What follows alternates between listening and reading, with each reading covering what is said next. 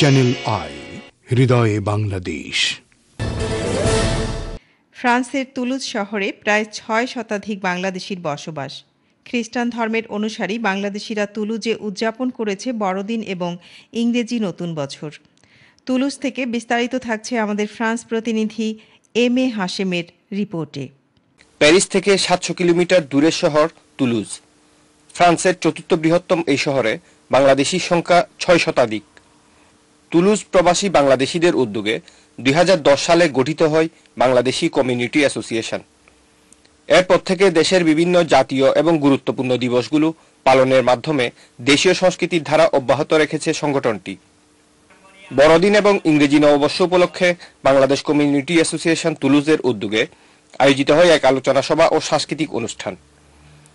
আলোচনা সভায় প্রধান অতিথি হিসেবে উপস্থিত ছিলেন খ্রিস্টান সম্প্রদায়ের ফাদার ভিনসেন্ট গ্যালোয়াস এবং ইটালি থেকে আগত লিন্টু কস্তা। মার্ক রয় এবং সুমি প্রধানের সঞ্চালনায় উক্ত অনুষ্ঠানে সভাপতিত্ব করেন সংগঠনের সভাপতি ফখরুল আকম সেলিম। দ্বিতীয় পর্বে তুলুজে বসবাসরত বাংলাদেশের খ্রিস্টান সম্প্রদায় তাদের খ্রিস্টধর্মীয় কীর্তন পরিবেশন করেন। এরপর সাংস্কৃতিক অনুষ্ঠানে গান পরিবেশন করেন তুলুজের স্থানীয় শিল্পীরা।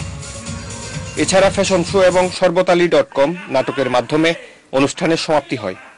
আমরা এই তুলুজে বড়দিন প্রথমবারের মতো উদযাপন করতে পেরে বর্তমান মেয়রের সহযোগিতায় আমরা খুবই গর্বিত।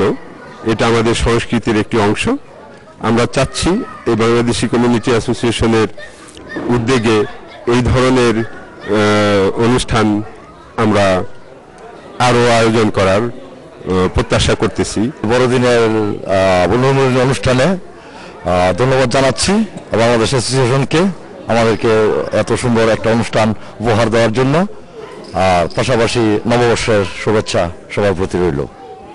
তুলুজের বাংলাদেশি খ্রিস্টান সম্প্রদায়ের পাশাপাশি অন্যান্য সম্প্রদায়ের প্রবাসী বাংলাদেশিরাও অনুষ্ঠানটি উপভোগ করেন।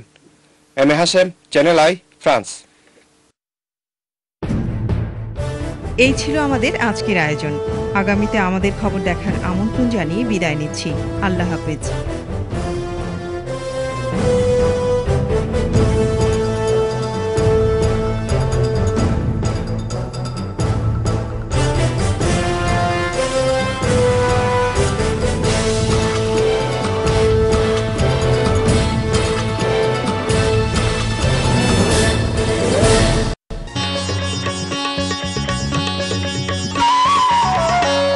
আপনারা দেখছেন চ্যানেল আই।